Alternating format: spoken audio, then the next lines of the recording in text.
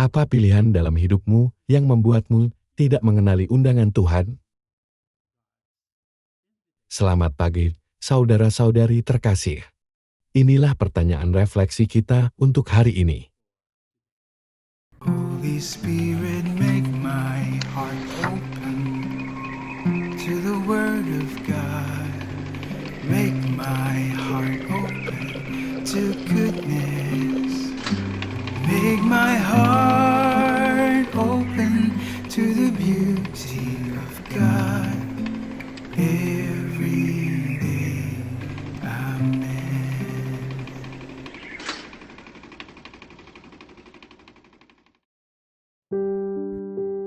Dominus Flavit.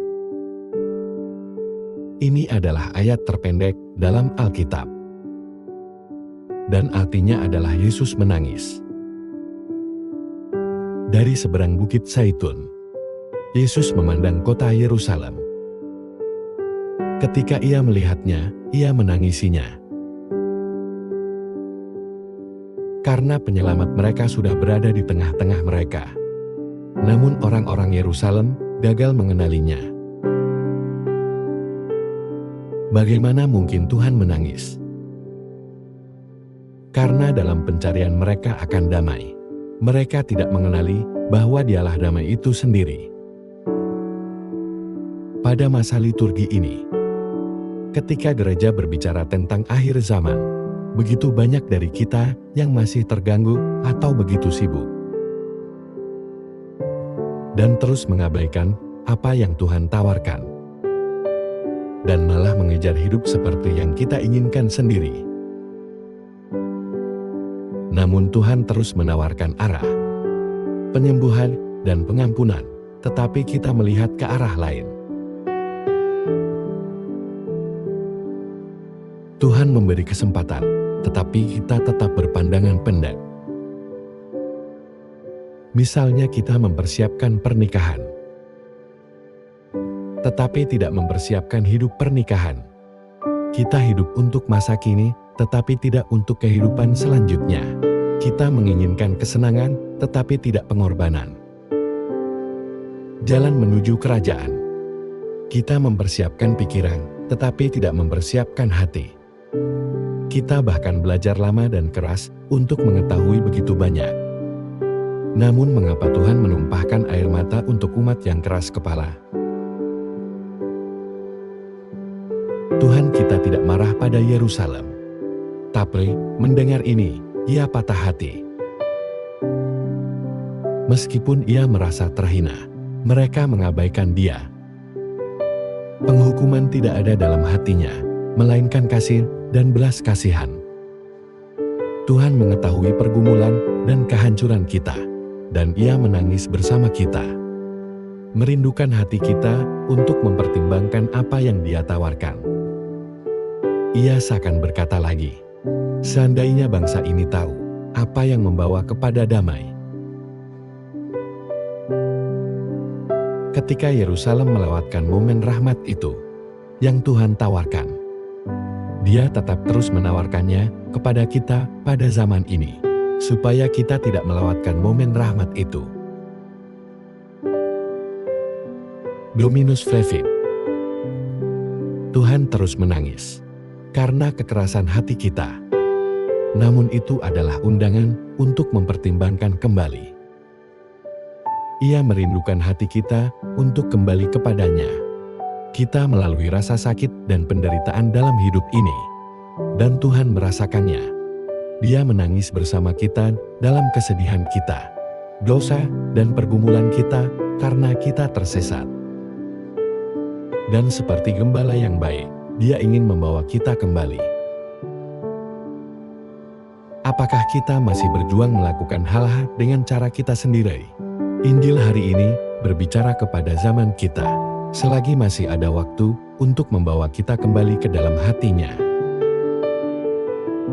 Kita dapat menyebut ini kebutaan rohani. Ini adalah ketidakmampuan untuk melihat, memahami, dan menanggapi Tuhan dan sabdanya. Bahkan ketika itu ada tepat di hadapan kita. Ini bukan tentang tidak adanya penglihatan fisik, melainkan tentang kondisi hati dan jiwa. mata batin yang tertutup terhadap hal-hal Roh Kudus, seperti kasih, belas kasihan, pertobatan, dan keselamatan. Kita harus mengenali bagaimana kita dapat buta dan bersalah ketika kita tidak mengenali tangan Tuhan dalam hidup kita dan menganggap keberhasilan sepenuhnya usaha kita sendiri. Kita membenarkan kesalahan sebagai sesuatu yang wajar. Kita menghakimi orang lain tanpa melihat kesalahan dan kelemahan diri sendiri. Kita banyak berbicara tentang Tuhan, tetapi tidak memiliki hubungan dengannya. Mengapa kebutaan ini terjadi? Karena dosa dan kesombongan. Ketika hati mengeras dan kita kurang rendah hati. Karena itu, kita perlu merendahkan diri dan mengakui kebutaan kita. Mari kita meminta Tuhan untuk membuka mata kita. Mari kita kembali kepada kitab suci dan melihat bagaimana Tuhan menyatakan kebenaran kepada kita. Dan betapa indahnya hal itu dapat menuntun kita, mengizinkan Tuhan menjadi Tuhan atas kesuksesan kita dan aspirasi kita. Marilah kita berdoa. Dalam nama Bapa dan Putra dan Roh Kudus. Amin. Tuhan, dengan rendah hati aku bersujud di hadapan-Mu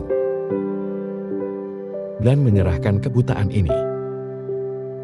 Datanglah terus dalam hidupku dengan kesabaran dan belas kasih-Mu.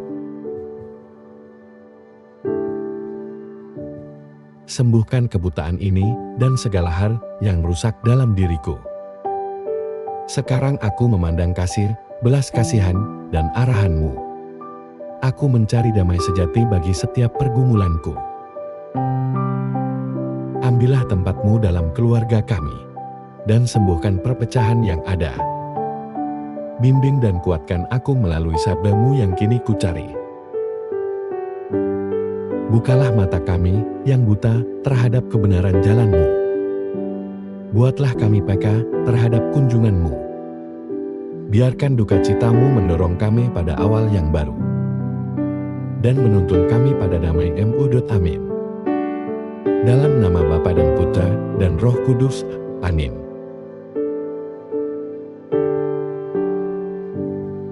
Tuhan memberkati kita, keluarga kita, saudara dan saudari.